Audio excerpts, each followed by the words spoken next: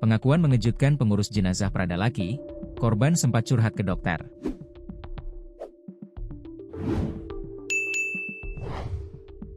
Pengakuan mengejutkan pengurus jenazah Pradalaki Namo, 23, anggota Batalion Infanteri Teritorial Pembangunan 834 Wakangamere, Yonif TP 834WM, yang meninggal diduga dianiaya senior. Tak hanya itu, Pradalaki ternyata sempat curhat ke seorang dokter radiologi saat ia dirawat di RSUD Airamo, seusai mengalami penganiayaan. Pradalaki menghembuskan nafas terakhirnya di ruang IGD RSUD Airamo, Kabupaten Nagekeo, Rabu, 6 Agustus 2025, sekitar pukul 11.23 WITA. Kini, Komando Resor Militer, Korem, 161 Wirasakti masih mendalami kematian Pradalaki. Kita masih dalami, ungkap singkat Kapenrem 161 Wirasakti Mayor Infantri I Gusti Komang Suryanegara melalui pesan WhatsApp-nya saat dikonfirmasi pos-kupang.com, Rabu 6 Agustus 2025 malam. Pradalaki menghembuskan nafas terakhirnya di ruang IGD RSUD Airamo, Kabupaten Nagekeo, Rabu, 6 Agustus 2025, sekitar pukul 11.23 WITA.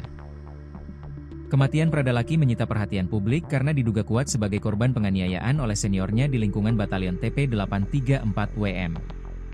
Ia menghembuskan napas terakhir setelah menjalani perawatan intensif selama 4 hari di rumah sakit tersebut.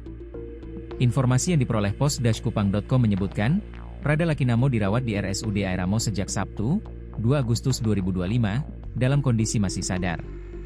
Dalam kondisi lemah, ia sempat menyampaikan kepada seorang dokter di ruang radiologi bahwa dirinya mengalami tindak kekerasan dari sesama prajurit TNI. Selain itu, menurut pengakuan salah seorang warga yang turut mengurus jenazah, tubuh Pradalaki Namo tampak mengalami sejumlah luka sayatan dan lebam di beberapa bagian, memperkuat dugaan bahwa prajurit muda ini menjadi korban penganiayaan. Hal ini juga diperkuat dengan dokumentasi foto jenazah yang beredar di kalangan internal. Pradalaki Namo diketahui merupakan putra dari Sersan Mayor Christian Namo, seorang anggota TNI yang saat ini bertugas di Kodim 1627 Rotendao. Kepergian Pradalaki Namo tentu menjadi pukulan berat bagi keluarga, terutama sang ayah yang juga telah mengabdikan diri sebagai prajurit.